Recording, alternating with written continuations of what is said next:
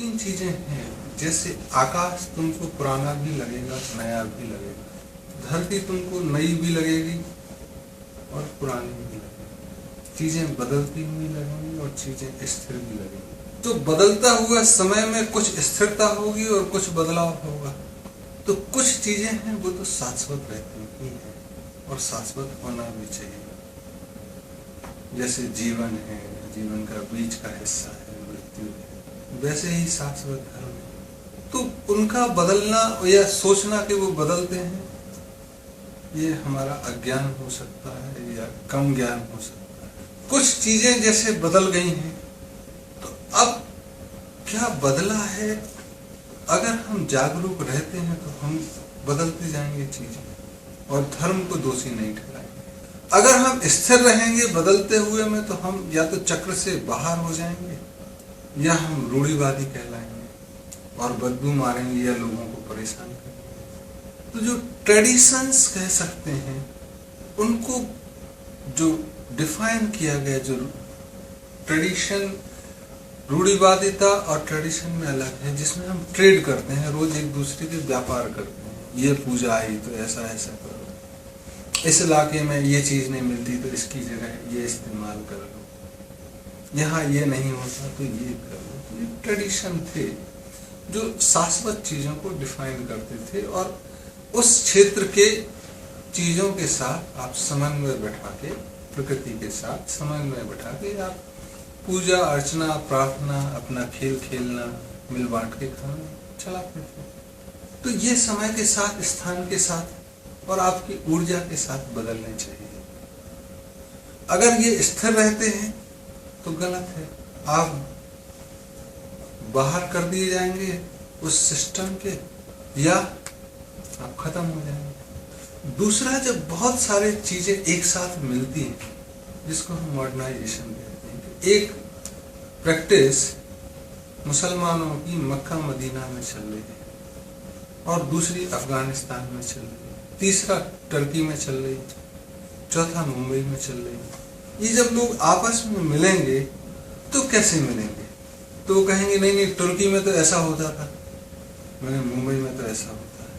तो टर्की वाले को मुंबई की चीज हो सकता है मॉडर्न लगे और मुंबई वाले को टर्की की चीज मॉडर्न लगे। या ऐसा भी हो सकता है कि प्रकृति द्वारा एक नया आविष्कार आ गया, इसके बारे में तो कुछ कह ही नहीं। जैसे टीवी आ गया, अब टीवी के बारे में तो कुछ कहा ही नहीं, तो हम क्या करें?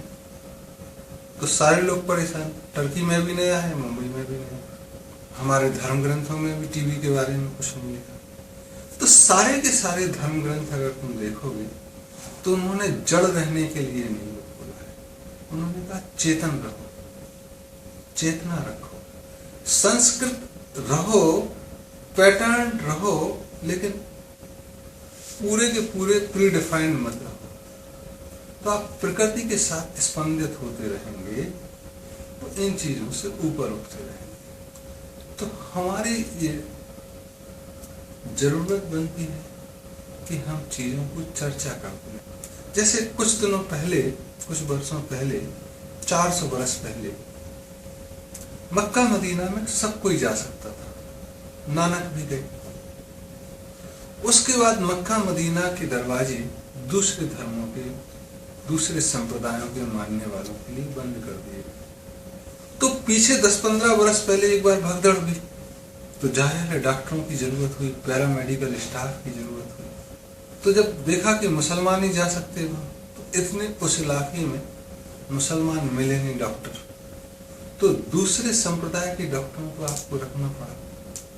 और फिर वहां कुछ लोग बैठे जो इज्जतदार थे, उन्होंने निर्णय लिया कि नहीं, सेंटम सेक्टोरम के बाहर तक डॉक्टर आ सकते हैं, दूसरे धर्मों के नर्सें आ सकती हैं। तो ऐसे हमको स्पंदित होना है कि चीजों को, परिस्थितियों को हम बदलें और परिस्थिति बदलने के साथ हम बदलें।